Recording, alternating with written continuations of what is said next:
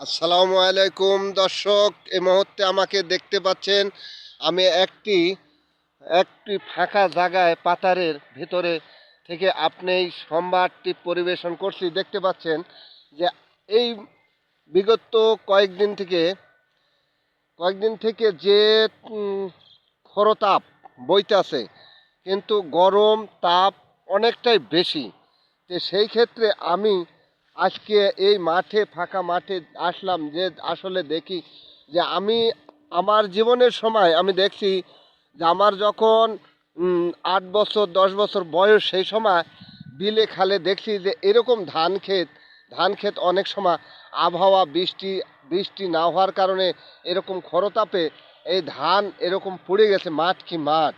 এখন আসলে তার তুলনায় দেখা যায় যে আসলে অনেকটা তাপমাত্রা কম ছিল